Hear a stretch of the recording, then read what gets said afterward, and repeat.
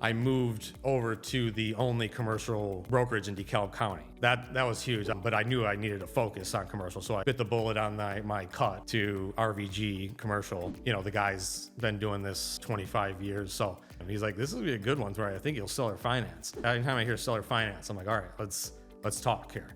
Because usually that means lower down payment. The name of my game is lowest amount of money down. If that means a higher payment, fine. I need to spread. I don't have a bunch of money. You know, I don't come from money. I've worked for everything I have. So the 3.5%, the 5% down, like that's my game.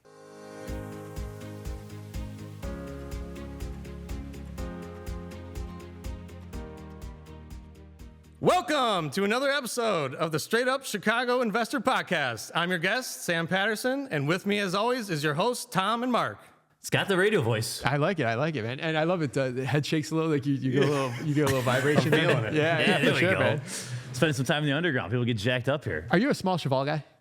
Yeah. Really? Yeah. Like you like it? Like I was in Austin this past week, and someone I'm like, yeah, from Chicago. Where are we like, going with this? God, small cheval. I don't know. I'm not like as crazy about there. Like it's very expensive and very long line for. This is like, people are going to crap on me for saying this. I still think it's one of the best burgers in Chicago. I know that's like a very bad, broad answer. People are like, oh, there's all these 10 other different places. But like, I don't know. I still love it. Yeah, I don't know. Maybe I've only had it a couple times. Maybe I wasn't hungry enough. I don't know. Maybe I got to give it another chance. So. That's what we're leading off with? That way? I don't know. We can talk about this off air. We talked about it in the episode, and I wanted to. Well, here, funnier thing. The other day when I was at Chipotle, someone came up to me and said, "Hey, Tom." Oh, there you go. So it's like they don't. I guess you assume people would know the difference in it, but they really don't. If they only listen to it, they don't know which was which. I guess sometimes. Man, I wish you were handsome because then I could just pretend to be you all the time. Or what could I do? All right, man. DeKalb. I think we might have mentioned DeKalb a few times, but this is the first time we have like an actual show on it. Well, it's such a big little city that no one, people know it mostly just for the university, or sometimes they talk about Section 8 housing or something like that. Like people in my circle at least don't talk about it enough or don't give it enough credit, I think, and that's why I want to make sure. That's why when I saw the opportunity to have today's guest on, like I thought, man, we got to jump all over this. Yeah, absolutely. I just love the whole entrepreneur spirit of this. We talk about some cool concepts here of seller financing, SBA loans. There's some things you and I don't really hit on the show that they might not be applicable to everyone listening, but for 10% of the listeners, like, oh crap, that's a huge thing that I'm not taking advantage of. TIF money. Well, one thing, we could have talked with him for 2-3 hours today because he went over a lot of his experience, and we didn't get the opportunity to break down along the way. He was picking up so many nuggets. He rattled off 4 or 5 different positions, all in real estate, but he was learning something. Everything he is today, he took a little piece from every part of what he's doing, including growing up just in a real estate family. Yeah. This is kind of a sidetrack, but I forgot the exact quote, but it was, what dollar amount would you put on for the knowledge that you have in your head? Like if you woke up tomorrow and someone's going to just erase everything you've learned in this industry for the past 20 something years, what dollar amount would you pay for that not to happen? It's my whole net worth. I think it's worth that because at the end of the day, if you went you can bankrupt, lose all your money, but if you went bankrupt today, like the ability for you to do that, it took me 20 years to get to where I'm at today. Like I could probably do it in less than 5 probably at that point, knowing what I know based Correct. on that. So yeah, like that's like, it's crazy like how much that is. We don't talk about it at the time, but like every little step you take, like it adds up to all this huge base of knowledge that it's pretty much priceless, right? Alex Ramosi always says that. He always says that it doesn't matter what the bank can take from you. They can't take your education. They can't take your experience. Yeah, that's a goodie. All right, housing provider tip. What do we got? All right, it's cold. It's going to get cold this week too. And when this airs here in January, it's still going to be cold. So make sure, you have in Chicago, you either have a 100-year-old building or you have a new building. The older buildings have poor insulation. The new buildings are built shittier. So no matter what, you're not off the hook if you have a newer building. So if you have any plumbing on the exterior walls, make sure you're taking all the precautions. We've talked about this in other tips. Make sure you're leaving the cabinets open and make sure you're living in a drip. But on those 2 or 3 weeks where, man, it is cold, 20, 30 below zero, make sure that you're not having to deal with the property management issue around frozen pipes or busted pipes. Yeah, another one, and this is probably too late because it's going to air after the holidays. If your tenants are going away, make sure they're right. Like they don't just turn the heat off because they're not going to be there. Yeah. Right. Like if they're making any sort of trips, like be proactive in telling them like, hey, this is what you need to do to make sure. And that's a big one for people that have moved out of state. Someone that maybe moved here from Jacksonville, they will turn their heat off and leave for 2 weeks. But yeah, they don't know. They don't know. So if depending where your tenants came from, make sure you kind of think about that. Yeah. All right, let's bring in our guest. All right, today's guest, Iowa Hawkeye. He's got tons of experience. He's worked for more real estate companies than I could rattle off here. He's gained so much experience. He's actually had. I love the fact that he's invested all the way from Chicago to DeKalb. Like one day he'll be all the way out the metro, and he just brings so much experience. And I wish we could have talked to him for a couple more hours, but without further ado, Sam Patterson, welcome aboard. Thank you guys. Such an honor to be here. Nice. You have so much to bring to this episode today, and we're going to dive in. But first, kind of go back how you got into this. How'd you end up here?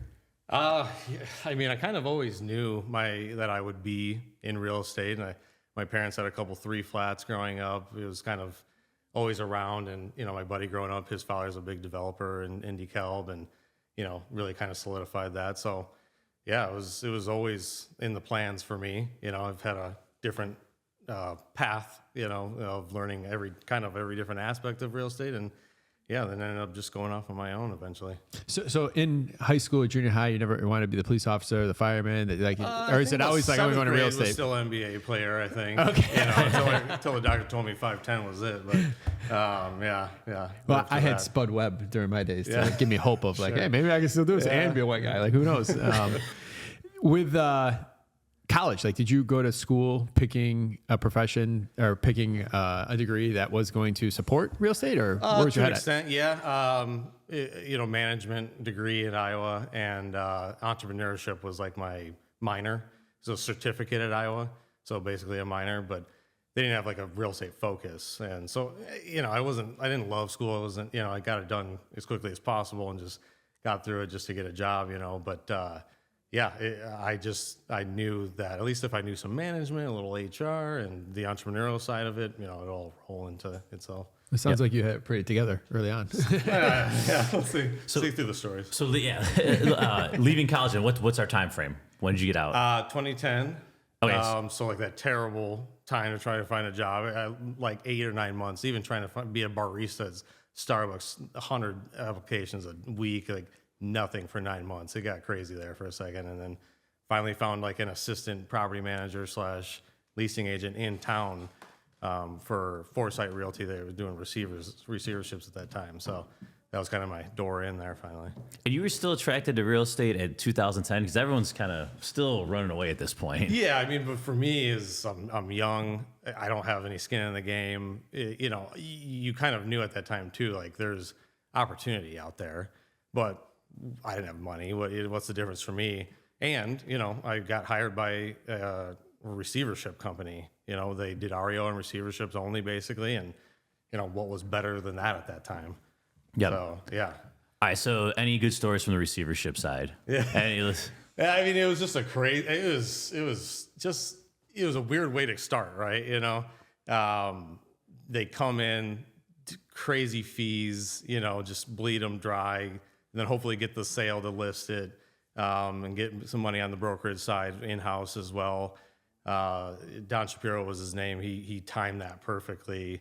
And yeah, he was going nuts. He started like kind of local, then, went to Ohio, Midwest, even to New Jersey. So he started spreading out and got a name for himself. And yeah, so it was a different way of learning it, but I'm, really glad I did do that because not a lot of people know that side of the business, But yeah, got my feet wet being, a residential property manager there, or kind of like, they call it an analyst, we call it like an assistant regional.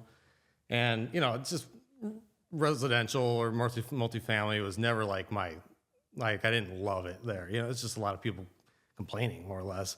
Then, you find out about the commercial side, and then, I got the opportunity to jump to be on the commercial regional assistant to those guys. And then I kind of figured out there's just a little bit more professionality dealing with the businesses and that sort of thing. And yeah, just ran with it from there. What's crazy? You have an experience that you got from the receivership that most people will never have. Anyone younger than you will never have, but you'll be ready when that's going to happen again. Yeah, it's never going to happen like that right now. Yeah, a big portfolio in DeKalb. But I think about some of the language that was used, some of the terms, some of the problems, some of the headaches, some of the holy cow, I can't believe that just happened moments that are so far in the past. Like, it was just such a weird, unique time. And for you to be able to see like the worst end of your head up that bull's ass, I guess, at the time, and see real estate inside out is like, it had to be a great kind of way to, if anything, like I can't end up here. Well, yeah, it's a precautionary tale a Yeah. lot of times, and yeah, it kind of taught me, that there is a good and bad and over leverage and that sort of thing. Yeah, so watch what you're doing out there. Yeah. All right. So you're working with this company, you get moved to the commercial side. Yeah. At this point, when do you start doing any of your own investments? I left that company, went to Bank of America. I was like a credit analyst. It was not real estate related, but kind of just tried it out. Didn't like it. Immediately got out of that. But in that period, I was living in a place on Howe in Armitage, like by Burling, that Millionaires Row there. And the guy who lived in Singapore, I was like, I got to sell this place. And my dad had just passed away, so my mom had some insurance money, and she was like, "Well, maybe we buy it." And so I bought it while I was living in there with the intent to move out and then rent it. So that was my first property. It was I think I was 25 at that time, and rented out for 2 years.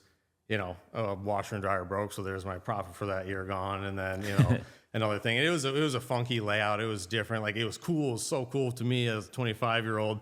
It was a spiral staircase down. It was basically like a converted basement and first floor apartment that became one. So it was like there was no real living room. And come to find out, I was like, this isn't a desirable layout. And, it just took some learning. But so we sold that, after like 2 years.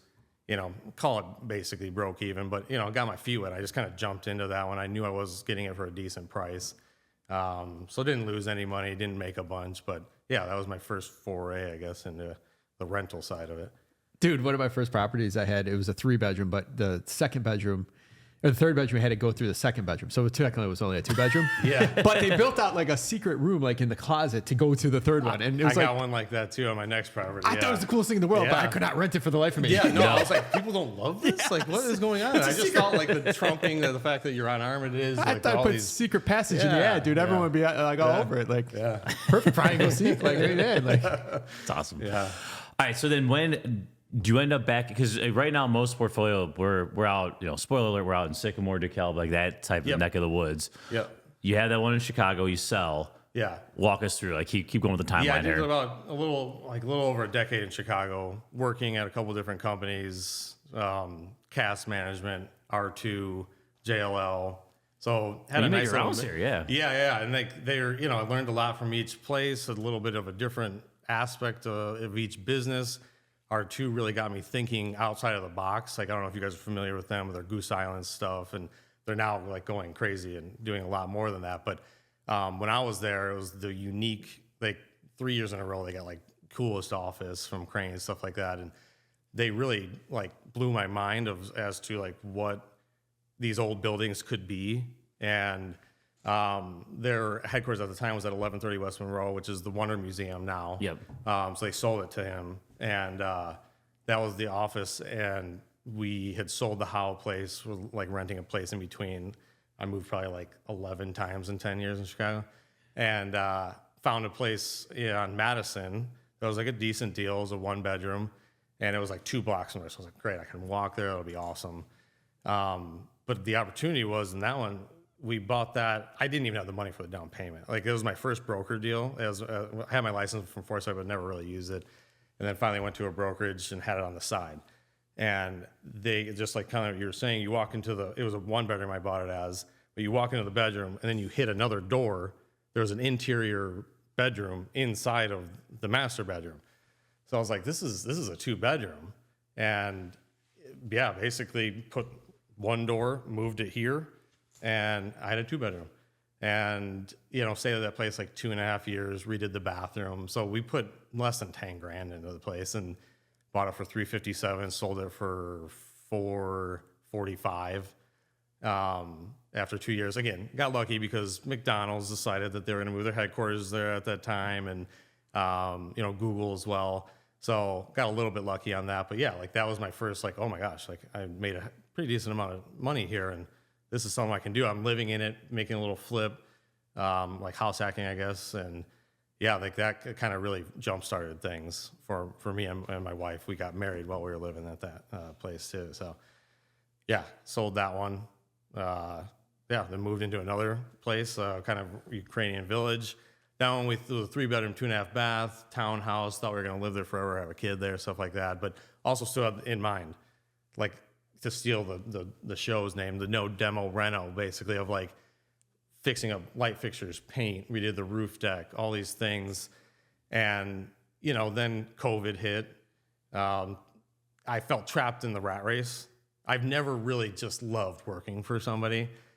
It's just like, I don't know. It just wasn't, it's never been in my blood. And I was like, I'm never going to get out of this. If we have this mortgage payment, we have this big house, like, what are we doing here? And my wife, she's just been supportive the whole time and just like, well, let's sell it. We, made a little bit of money, not much, but the kicker too is even if I don't kill it, I'm the broker on the deal. So I only have to pay 2.5% to the other side. So, that always helped everything. I never have been losing money on these deals, even if it wasn't like the correct choice when I should have been 2-3 flat at the time, but bought that instead. And yeah, rented a place up by Small Cheval in Wicker Park, and tried to go after 2 FHA, like 203K loan in Pilsen. Saw that, writing on the wall there. Lost out on both of them. Really pissed about that. I really wanted some of those. One was really cool, the Pod Majerski. That guy, he has all those art, live work artist lofts. So one of those buildings that, because we don't buy anything like normal either. They always have to be unique, different. Whether it's a timber loft, the brick. That's semi, normal. But there's got to be some unique aspect of it that makes people be like, it's not for everybody, but the person who does like it is going to love it and buy it. So I'm never flipping like a cookie cutter place, or house hacking a cookie cutter place. So yeah, this is heat of COVID, and my wife's pregnant, and we're just sitting in the tiniest apartment we've ever lived in, but it's the cheapest rent too. So we're just figuring out. I quit my job at JLL at that time, and I was like, all right, I'm gonna figure it out. I had made a bunch of money, like doubling my salary, just doing, because 2020 was nuts with the rates and everything. So helping all my friends and family doing that, using the brokerage license. And I love that. Yeah, so I saved a chunk of change, and I was like, this will last me 2 years. I can live off of this for 2 years. If I can't figure it out in 2 years, I'll just go work again, right? And, now we're in the 4th year, so I haven't had to do it yet. Haven't had to go back. But we found an awesome place in West Chicago, the suburb, not the west side. And it was like, it's an A-frame cabin, like in the woods, but also 5 minutes from CDH. And that was like, needed everything. It was old, but it had a pool, in-ground pool, a pond, like an acre, a pond. It was backing up to a forest preserve. Huge change that I don't think we were ready for coming from the city. But yeah, that one was another. That was a really good house hack too. Like, had a tiny spiral staircase. We knocked that out, got rid of the fireplace, created new stairwells. And this is all while we're living there when my wife's pregnant too. So yeah, we're like cornered off into a plastic area of the house for 9 months, just GCing it myself, just messing around. And couple things there. Yeah, please. First off, I always tell you always get the conversation about real estate license. I always tell people you have $150,000 in your friends and family in the next 2 years. Yeah. Like that's just there for you to, if you want it, you could go get it. Like that's how that works.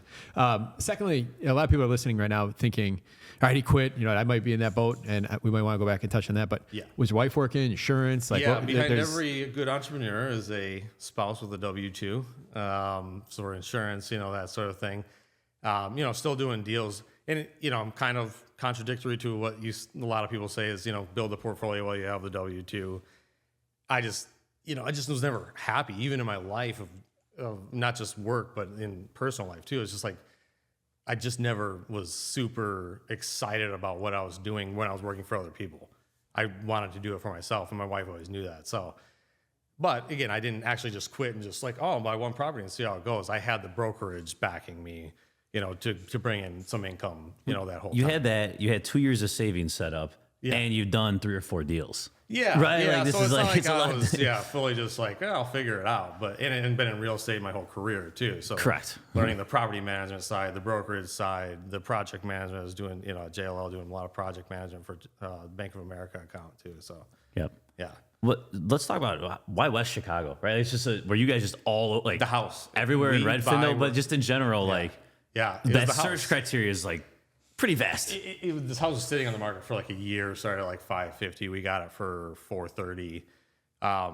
Again, we are more concerned with the house than the location. Now that we have a kid, now the location is, because the schools. But yeah, it was just like, this is a dream. This is a cabin in the woods, but I'm 10 minutes from Wheaton, 15 minutes from St. Charles, Geneva. West Chicago, a little weird pocket there is a little, 15 minutes to Naperville, everything. So that was great too. We weren't in the middle of nowhere, but it felt like it.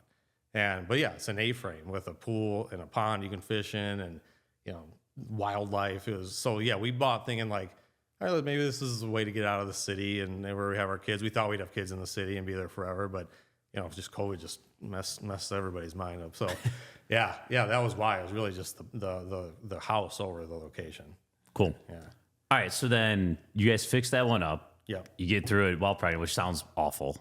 It was pretty bad. Yeah, that was the last one where we're like, we're gonna do this while we're living in it. Yeah, done with that. After that, I think you hit a maturity level. Yes. Of like, I don't have to live this way anymore. No, Yeah. no, yeah, and paying out of my pocket for the renovations, stuff like that.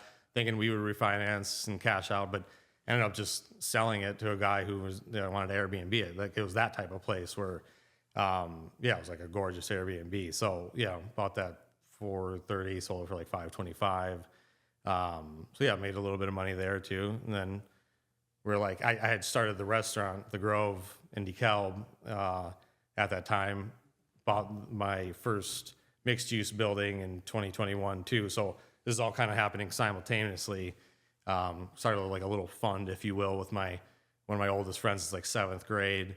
So we're like, all right, well, let's just start buying some real estate. And, I had my personal residences that we would fix up. And then, that was the first building we bought, was 151 North 4th Street in DeKalb, kind of right off the downtown. So simultaneously doing all this stuff.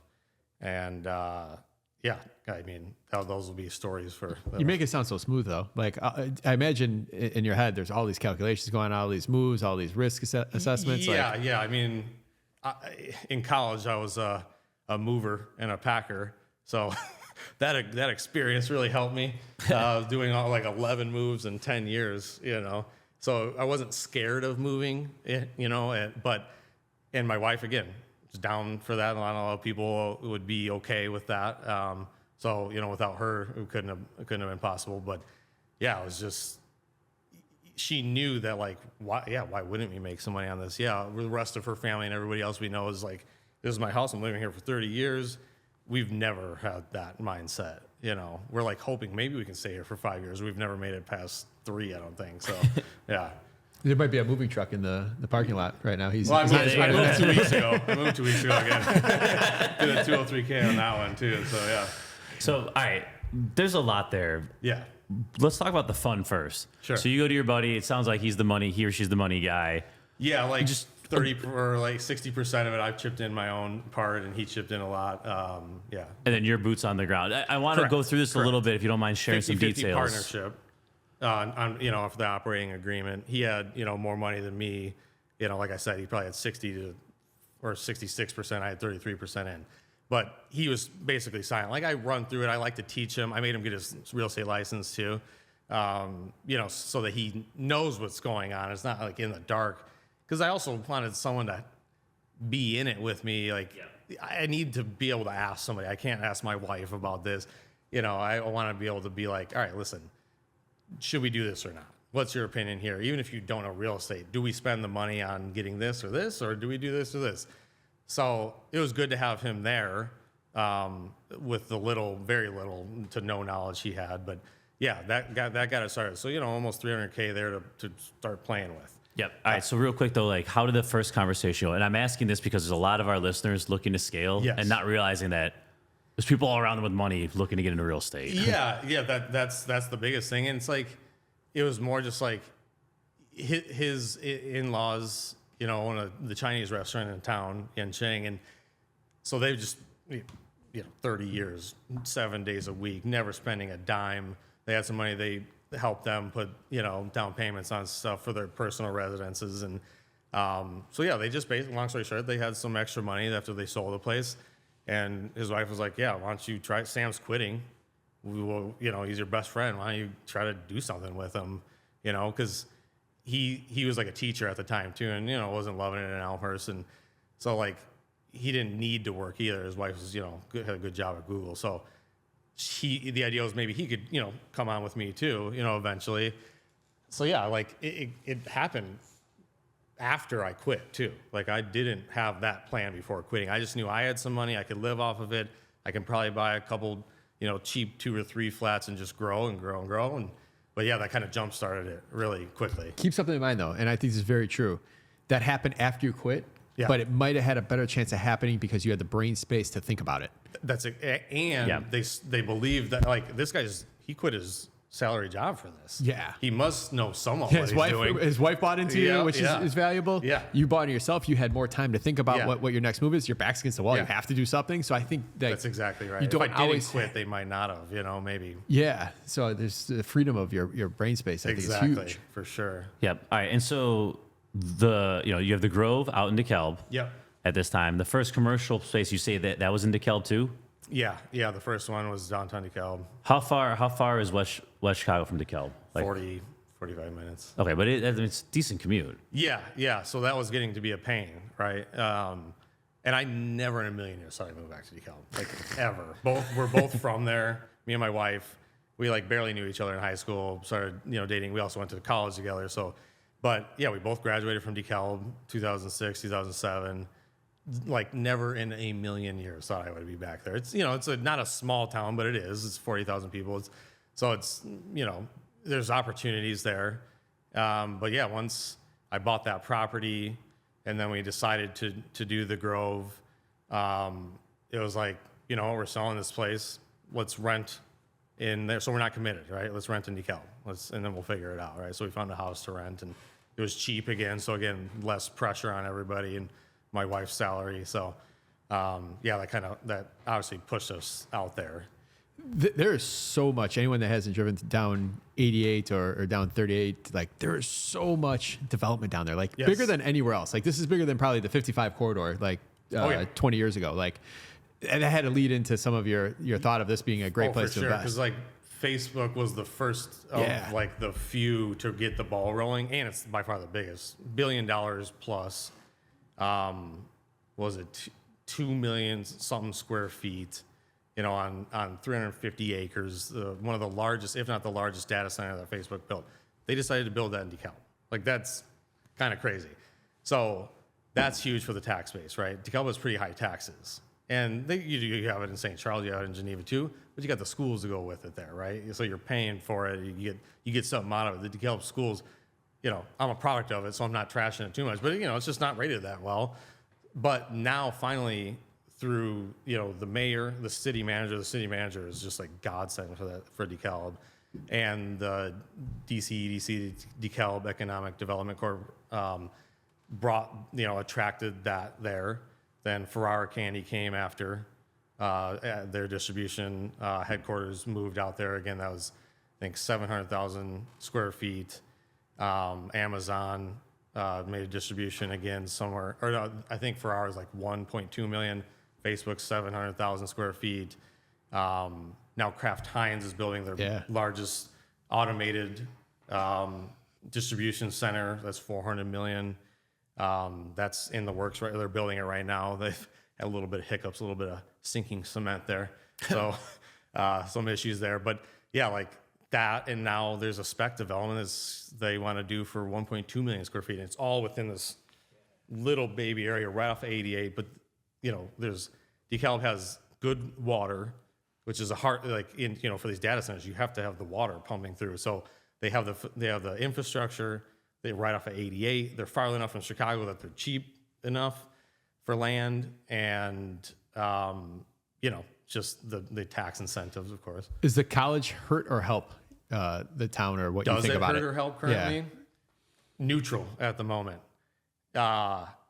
Just because it's lower enrollment. It's definitely probably 30% of what it was 20 years ago. And I think there's now, they just got their biggest endowment ever, $40-something million donation. So there's a path forward. I don't know why or what is happening, why it's, the enrollment's down, this and that. I think there's a hand-in-hand relationship with some landlords in town that started bringing in some riffraff, and, for a small town, that's shocking for them. And then people start talking and overthinking it a little bit. Maybe my perspective's off too, living in Chicago. This stuff doesn't I think the smaller town, they think about it more, and, oh, this is now the bad people will come, or this or that, but it's really not that big of a deal. But, I think it's just a mindset thing out there. There's a lot, just more curiosity. Like, there's a lot of, just call it, I don't know if low incomes or just crappier apartment complexes in town. And it's not necessarily related to the school. Like, how did DeKalb kind of get that? How'd that happen? Well, it's weird because, I went to Kish Community College 2 years before going to Iowa, and I lived on campus, and it was, we lived next to the football players, kegs in the parking lot, all the fun stuff. And now it's like not really college students where I lived. And, it's not for better or for worse. I don't think there's a whole lot of negativity around it. And the city's really getting ahead of it. Like, they kicked out a bunch of, really terrible landlords that just didn't care, out of town people that were bringing in, just bad tenants, really.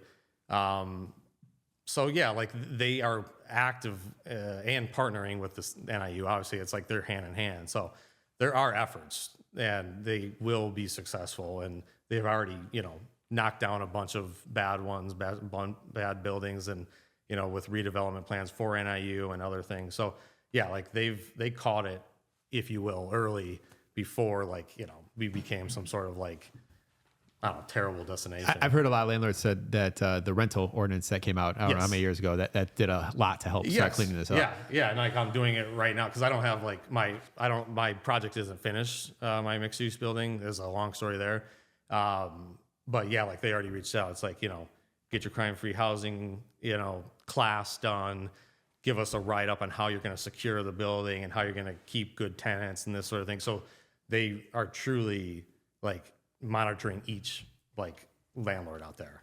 Before we go into the mixed use, can you just provide a little numbers on this, whether it's a building you have or one you've brokered, just from knowing it? Mm-hmm. What's a frame 2 unit out there? What's the price? What do you get for rent? What type of tenant? What are their expectations on the interior? I mean, there's some different, I don't know, not a lot of different areas, right? But frame 2 flat, you can easily get around $100,000. For 100,000, give or take, depending on if it was rehabbed or not. My parents had some the lower end ones, and you can get a studio for as low as 450, 500. But also, this happened to me. One of my good friends since 8th grade, his father, the developer, he's really transformed not only the downtown but the DeKalb rental market. He came from Greece, they're Greek, and just had nothing. Came here and just created a DeKalb empire. And they're getting close to 300 units, all ground up construction. So he started that probably 4 years ago, and just every year has been popping up. It was 30 unit, all mixed use. And then I leased the restaurant from him in his 90 unit building, and my mom even lives in that building. They're extremely nice, high end. He had a condo in the city, as a second house, and the kids live there. And so he brought a lot of the ideas of the condo building of the cities. There's exercise room, a business center, a game room, a party room, in all of his buildings. They have amenities there that DeKalb has never seen. So they're commanding rents that were never there before. And anecdotally, I mean, they're probably, they can get $1,800 for a 2-bedroom and $1,200, $1,300, $1,400 for a 1-bedroom. And that before them, $900 maybe was the cap. And once I saw that happening, obviously now my friend, I worked with him at JLL. He left to go work with his dad, and now they're, going nuts out there. And especially when I saw that they're building kitty corner, the 90 unit is kitty corner from my 151 North 4th Street, my mixed use building. And I was like, you're going to be charging what? So I got my first appraisal right when I bought it, the mixed use building. The high end appraisal ARV was 745. got like a $360 renovation loan. Turns out that this was like when things were heating up with COVID pricing, and it was just like, this deal can't happen. We can't make sense of the numbers. And, you know, I don't know how far we dig into that, but it was like, to cut to the chase about a year ago, I was like, this thing isn't selling. We tried to sell it, you know, as is, wasn't happening.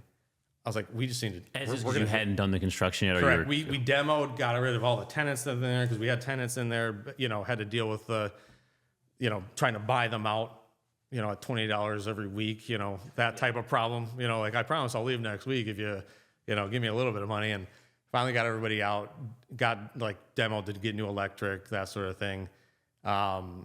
And so it was just sitting there winterized. And then I was like, after these rents, I went back to my banker and was just like, can we reassess this? I need 500,000 from you. And then I went to the city to, you know, ask for some TIF money too. Got the TIF, and we like, this was October 2023, got another appraisal after, because this is his fourth building that the developer had done with bringing all these rents up. Now it appraised at like 1.12 ARV. Yeah, it's a huge jump. Jeez. Huge, which is not like indicative even of just like, there's so much happening out there, because, you know, the warehouse development is not raising rents as much as it's lowering the tax base, which helps. But the downtown area being completely revitalized between him and the city, the developer and the city. And yeah, like now I can command, and these are timber loft, 14-foot ceilings, like a 100-something-year-old brick building that was built as an armory. It's like 18-inch thick walls. And I just, you know, after working at R2 and seeing what they were doing out there, I was like, this is in DeKalb. And got under contract for $212. You know, heater blew out a week before closing. I was like, take $35,000 off the top if you want to close. So paid $150 cash after credits for a 19,000 square foot brick building, factory building. So yeah, now we do 5 apartments upstairs, 8 office units in the first floor, and then you drive into a parking garage in the basement. No way, that's crazy. Yeah, the only parking garage in the downtown. Too. How much? 150 for all that? Yeah, gosh, yeah. Yeah, because after the credits, you know, and the retrade there at the end. But yeah, that like, there were some sleepless nights there. That was this. I'm still not done with it. This is 2021, March 2021. We bought this. But you could hold it for all those years because you didn't have much into it. Correct. Yeah, we would slowly like cash out a little bit here and there for different either repairs, needs, holding costs. We also then cashed out to have some money to open the Grove too across the street. You know, I couldn't have done this without my banker, that's for sure. And yeah, like after we just couldn't sell it, nobody could make sense of it. The building's lot line to lot line. So a developer couldn't use it, couldn't knock it and redevelop it. And it was like too big for like the middle to small range guys. So like nobody could make sense of the numbers. And then I met a roofer out there on LinkedIn, and, you know, long story short, he's like, I also did, you know, GC, and he quoted me and the numbers came back good. And, you know, of course, we're 150,000 over what that was. But between asking for a little bit more money here and there from the bank and our, you know, we still have a, you know, 30-something%, you know, spread on the ARV at least. And then the TIF money, you know, just really sealed the deal. And yeah, hopefully we'll be getting occupancy in February-ish. For the TIF, because we don't talk about that too much on here. What specific things to the building is the TIF reimburse you for, and how much they do typically? So this one, so I actually got an AIP grant, was an exterior improvement grant. I got that really early, so I was going to redo the driveway down. There was one of the sides was sinking a little bit of the building. From the city? Yeah. And how did you know to find that? My banker a little bit, and again, it's a small town. Both of our parents are from there. You know, my father-in-law is, you know, I wouldn't say influential, but he's well known in the community on the school board, stuff like that. So they would always be like, talk to Bill Nicholas, the city manager, and he just welcomed me with open arms. This property was also not a blight on the downtown, but it was one of like the few buildings that was just like, it looks like abandoned. What is this place? And the rehab that was done in early 2000 was like every apartment was on one 200 amp panel. You know, one unit was controlling heat for another. You know, that sort of ridiculous situation. So they're like, if you come in and you do it right, like we'll be happy to do that. I'm sure it was not the normal course of action for a TIF in another city, but being a little bit smaller, and knowing some of the right people got me in the door. I didn't use that AIP grant because the project fell apart, and I was like, you know what? I think I'd rather stay in the good graces, give that money back, because I'm going to sell it. I don't want to use it and then sell it, and then look like, this just wouldn't be a good look, right? So then 2 years later, I went back for TIF, which is a different program. And yeah, you got to go in front of the city council, get some approvals, but everyone was happy the aldermen were happy to, again, support this project of this building. It's kind of in the west loop of downtown, if you will. It's really close to the downtown, but it is one block off, and to the west a little bit. So yeah, and then really there was no limits. It was just like, get 50% of it done, give us the receipts, do everything, we'll cut you 50%. At the end, we'll cut you the second half. And it's for all, is it just exterior work or is it? No. The AAP was the exterior only. That was $25,000. And the TIF for even the So I gave that back. Yeah. And I had to pick between, so I obviously picked the 94,000 over the 25. Gotcha. I tried to give, can I do both? But he's like, once I gave that one back 2 years prior, I think that's how I also kept in the good graces too. I didn't just waste the money and then try to sell the building. So yeah, so I've already got the half done, got that back, and then once we finish, I'll get the second half and then pay back, all the vendors. You mentioned the rehab, so this is probably new to a lot of listeners, right? A Sure. big building like this. Talk, you had some overage. Talk to us a little about some of those surprises, whether it's sprinklers. I mean, there's probably things here that are different than a typical 3-unit. Yeah, because it's big. I mean, it's a 6,500 square foot floor plates. We try to just keep it simple in terms of keeping the layout more or less of the apartments upstairs. You probably could have put 10, small one bedrooms or studios up there. But we're like, let's keep these huge layouts, like a little over 1,000 square feet. Some exposed brick, that sort of thing, and the old factory floors you don't put new flooring over them, and just, I mean, it's been crazy. Obviously, this 3 years into this, we're still not done. And last week popped a frozen line, so flooded the entire place. This is just last week. The plumber forgot to drain the lines after getting all new plumbing in the entire building, all new electric. So I tried GCing it at first too. That was probably a problem. I came from JLL. I was a project manager. This is what I was getting paid, right? So, but not being there, I thought, again, I'm from here. I can hit up the right people, but the quote's $100K for, just to do the upstairs for electric. And then I met the roofer guy, Rob Zom, CNR Roofing, and because I had him look at my Sycamore building that we bought a year after this building, because they needed roofs. And he's like, yeah, I can GC. I was having him look at some of the boat truss roof and are these beams okay, that sort of thing. He's like, why don't you let me give you a quote for this?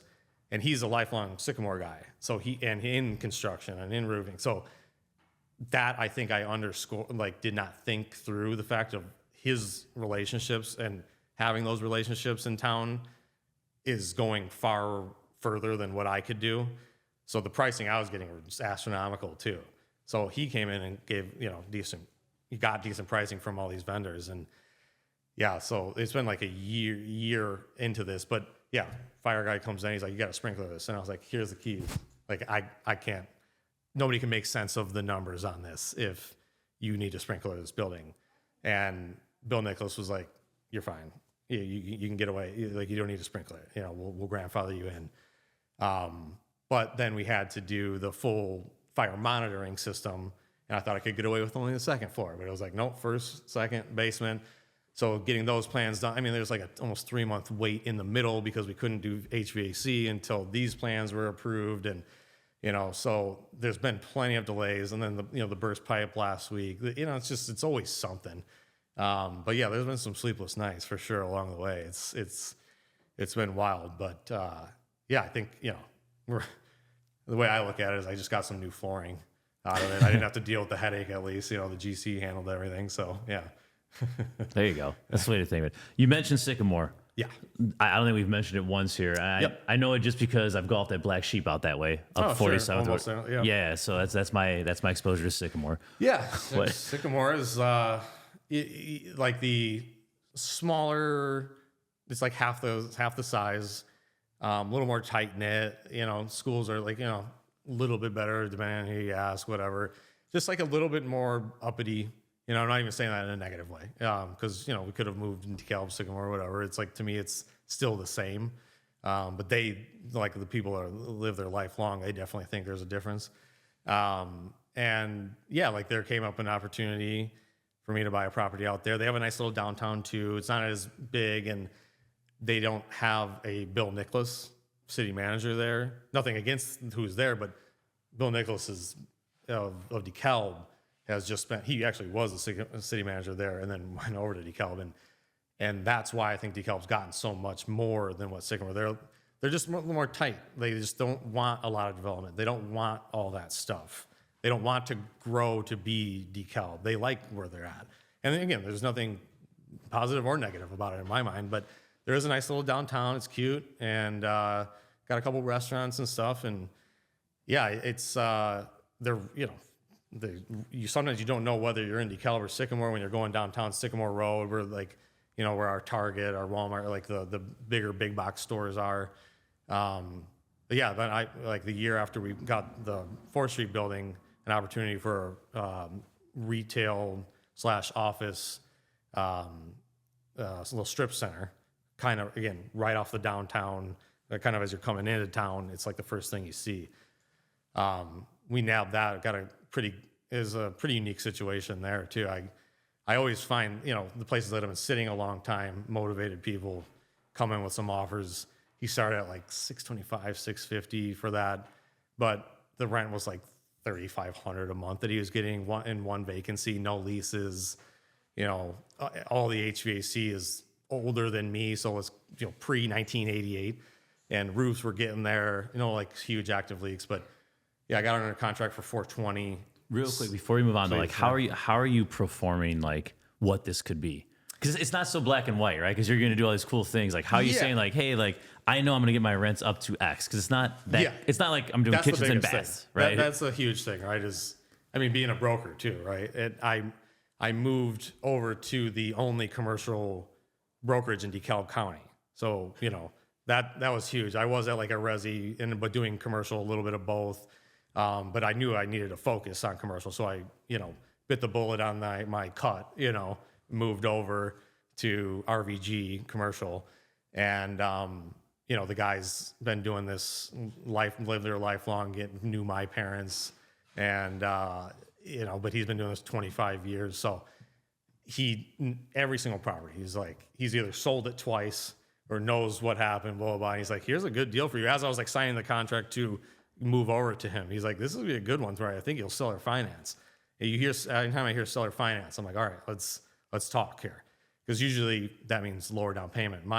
The name of my game is lowest amount of money down. If that means a higher payment, fine. I need to spread. I don't have a bunch of money. I don't come from money. I don't, I've worked for everything I have. So the 3.5%, the 5% down, like that's my game. And you don't get that in commercial.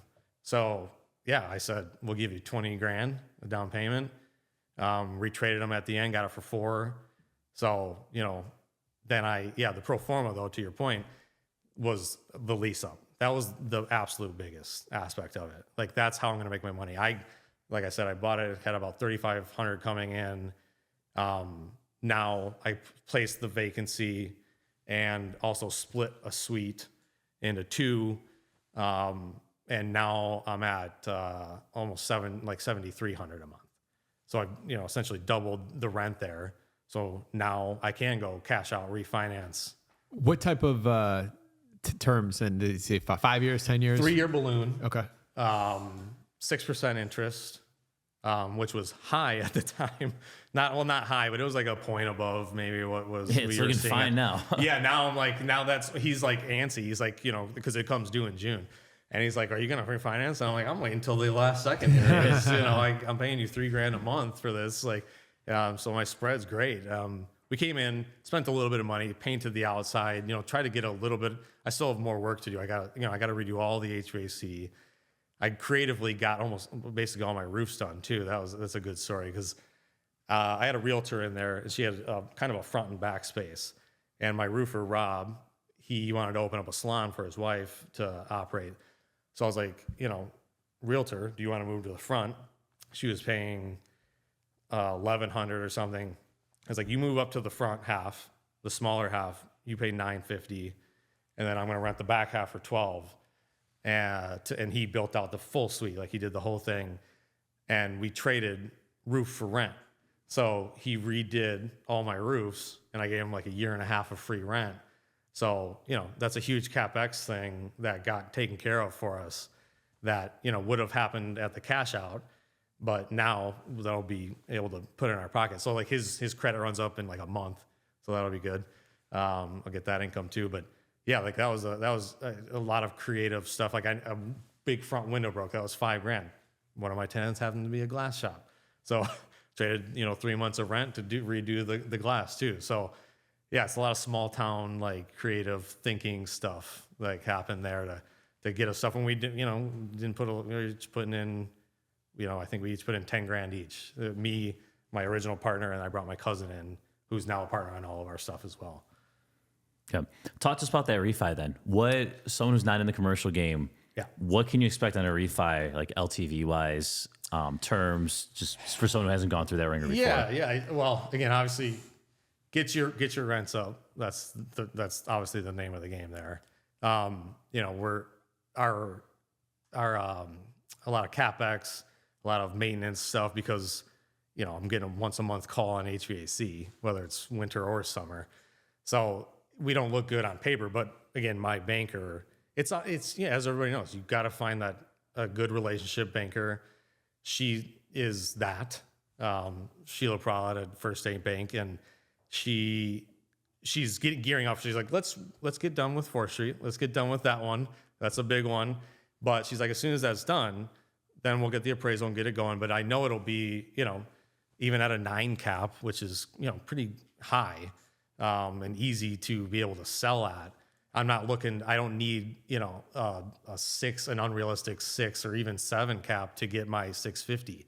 So $650,000 ARV. So yeah, like I'll start that process in a couple months here. I have to do it before June. That's when the balloon is. So she's already geared up for it. I've showed her the rents, and she knows where we're going to spend the money on.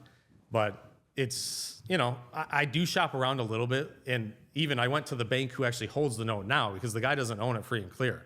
But the bank allowed him to do the seller finance. So did you assume? I didn't. It's not assumable. I kind of wish it was, but at the same time, I do need to cash out refi anyway to get the money to do all the HVAC. But he didn't even evaluate it at what the number that we agree and the other bank was. I still shop around, but nobody's beating this smaller, local bank. That she said it herself. She's like, sometimes you got to believe in the person a little bit. So he went to the bank, and is there just like a form that he had to sign to? What had happened? Like on his end, exactly. I don't know. It was more like they were just like, okay. I mean, you're still responsible, but if you get the money deposited in your account and I take it from yours, they just were where I send them the insurance for me now.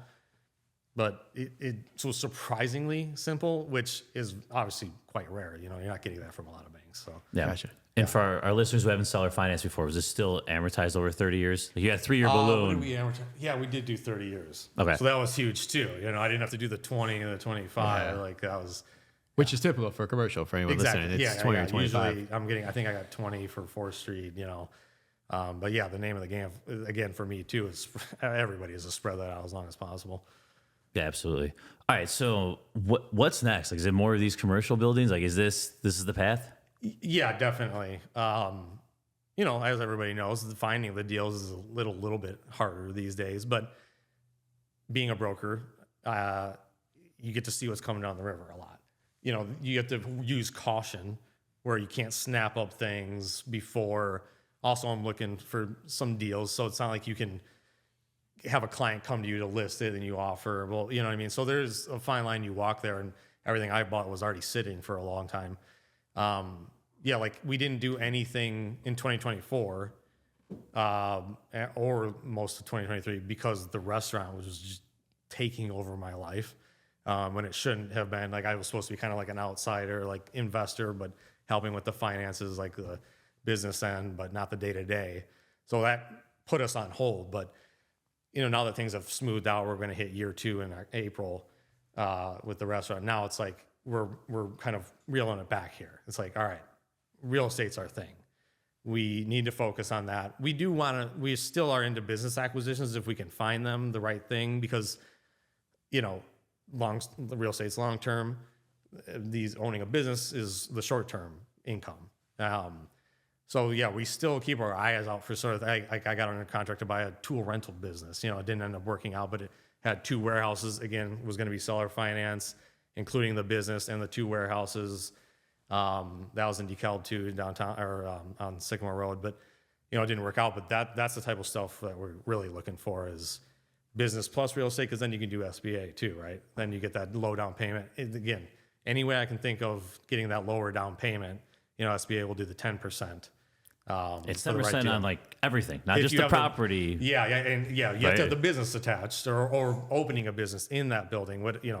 But yeah, that's also like, well, I like this building. What business can I put in here that occupies 51% of it so that I can buy it for 10%?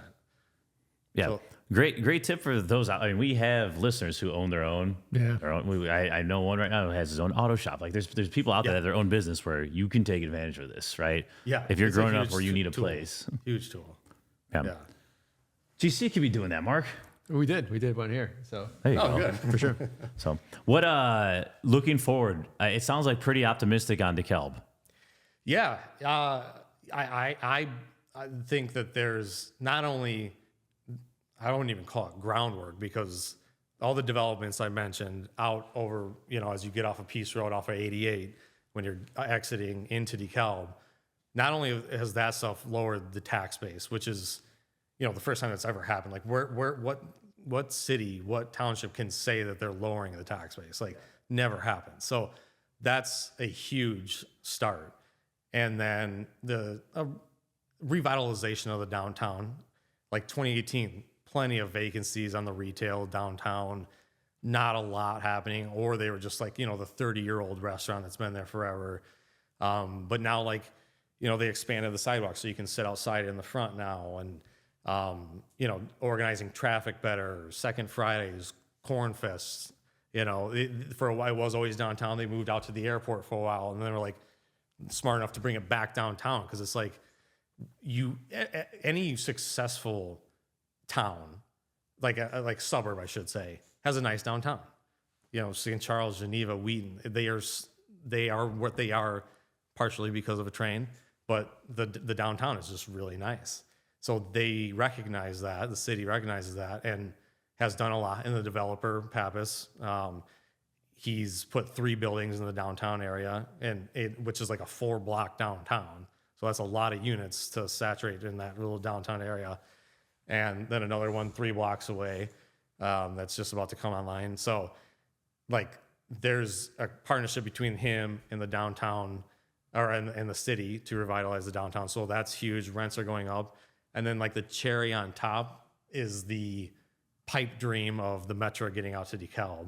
Mm-hmm. It stops at La Fox right now, Elber and La Fox, which is like, it's almost like a lottery ticket. Like, I'm not buying for that.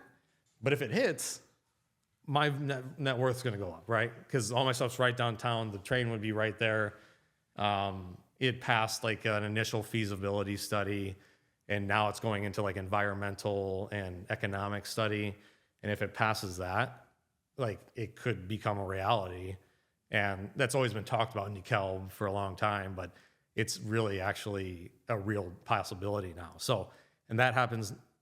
It just really does change things. Like, you can almost be called a suburb of Chicago. Yeah. Almost, because I get put in my place a lot of time if I tell someone from St. Charles that, I live in a suburb of Chicago, and I tell them DeKalb, they're like, no, that's not right. Yeah. So, all right, ready to wrap here? Let's wrap, man. Let's do it. All right. How have you been able? What's your competitive advantage? How have you been able to do this while so many other people sit here and listen? How easy you made it sound. I don't. Maybe just a bit of a chip on my shoulder. I don't know. Like, I came from a very much smaller town of 800 people. Grew up in high school. I moved to DeKalb, the big city. So like I just like, you know, switching schools, doing that stuff. I played sports, so like I was always kind of an underdog. Always had to prove myself a little bit more. It just like never left me. My father was also a bit of a rebel, and it was just like kind of like it was just in me of just like I said, I just was never comfortable trying to make money for other people. It's just an uncomfortability, staying uncomfortable. Like I want that second house. I want that vacation house. I want that. I'm not going to just hope that it comes to me or scratch a lottery ticket for it. It's like, I think people, you know, around me, close to me, realize that too. And, you know, Control your that's why I destiny. believe in what I'm doing. Yep. All right, Sam, what's one piece of advice you would tell someone that has yet to buy their first property in the Chicagoland area? If you're looking to buy, I think it's hard to do and hard to identify maybe in the beginning, but value add. They're just, if you try to buy a cookie cutter place, high rate, right, you know, you're making that 100 or breaking even, like, I'm not saying don't do that. Like it can work out fine, but you got to be able to have a little bit of savings in case something breaks, whatever. If you have that value add, whether that's, you know, the biggest one is adding a bedroom, right? Or being able to rehab it in some way, like the no demo reno type situation. If you have that value add, you're usually gonna be okay. I mean, there's market downturn and stuff like that, but really, value add is what I think is a huge piece for a new person. What do you do for fun? Oh man, I have a 3-year-old, so I don't have much time for that. But like hanging out with her is huge. Like that's true happiness is hanging out with her. But also I've become pretty addicted to estate sales, like decor, like design, and like finding odd pieces, and just like, you know, if you have nothing to do that weekend, love to just go to the night and going to Barrington and trying to find some cool stuff. And, you know, I don't know, just the resale side of things that became a weird obsession for me. No, that's awesome. Yeah. All right, what is a good book, podcast, or self-development activity you'd recommend to our listeners? Probably, I could be better at this too. You know, everybody wants to say exercise. I am not doing that as much as I should, again, with a 3-year-old and a pregnant wife. But meditation is a big thing for me. And again, I could be waking up and doing it more. I kind of am reactionary. I'm like, oh my God, like I'm stressing out. Like this is, and there's plenty of stress out about owning a restaurant, doing all these things and being in control of the fund, if you will. So, but if you sit down, you get that, you learn how to get that going. And I have some pretty decent ADD, and it's not easy for me to meditate, but if you can learn how to get some guided meditation down, it really is a huge tool in my mind. Yep. Nice. Other than yourself, name a valuable resource to other Chicago real estate investors. So yeah, in keeping with the theme of out, you know, in DeKalb County, the easy one is Sheila Pralad, my senior VP at First State Bank. I 100% would not be here without her, or at least wouldn't have been as easy. It wasn't as easy, but she made it easier. And probably my roofer too, which is also my GC, my tenant, my roofer, Rob Zom. He's got a really good product of roof restorations and warranted roof restorations, which like is, you know, really hard to find. So he's a great resource out there. All right. Sam, thank you so much. You provide a ton of value to our listeners. How can they learn more about you? Is there any way they can provide value to you? Just think about me when you're coming out west, especially in the brokerage side. You know, I'm not huge on social media. That's a flaw of mine that I need to be working on. So Patterson at rvgcommercial.com. Reach out to me. Or, you know, I have a small property management firm that's like my investment firm as well. We have 65 units under management. That Sam at InLoop Group. Keep it old school with the emails only. Yeah, I like it. All right. Who are we playing for? Who's sponsoring? All right, my favorite part. We're playing for Afia Naz, and our sponsor, Afia. If myself or Sam gets this question right, you'll get a $50 gift card brought to you by today's sponsor, Renovo Financial, the Eric Workman team. You go use it at the Grove Tavern then. Come full circle here. Oh, there we go. Oh, yeah. All right. So we got a DeKalb question. We've done a few DeKalb questions, actually, but this one will be a little different. All right. Joseph Glidden. This guy was born in DeKalb. He patented this invention in 1874, which changed the development of the American West. And that invention was, your options are barbed wire, the tractor, air conditioning, or modern day dynamite. Barbed wire. Yeah, everybody knows that. I did not Barbed know wire. that. Nice work, guys. Yeah. But who's Annie then? Is that his wife or his daughter? Because it's Annie Glenn Road.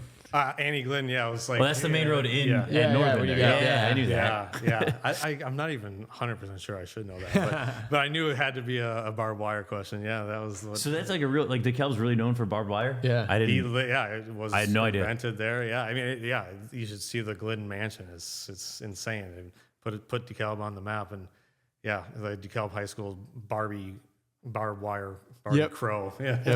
My daughter said Yeah. gymnastics meets there. Still confused about that, but whatever. All right, nice work. All right, awesome. Well, yeah, we get a $50 gift card brought to you by Renovo Financial, the Eric Corcoran team. So, man, what a great episode. I love the episodes when we're curious and we don't know everything. So, not that we know everything usually. I was but- going to say, I came off way wrong. Yeah. So you love all the episodes. No. It's just, it's, I love this. So, all right. If you found value in this episode, please hit that up arrow and share this with a friend. Our goal is to get this out to other real estate investors like you. So help us out. Sam, thanks for coming on. Tom, thanks as always. Listeners, we'll see you next week.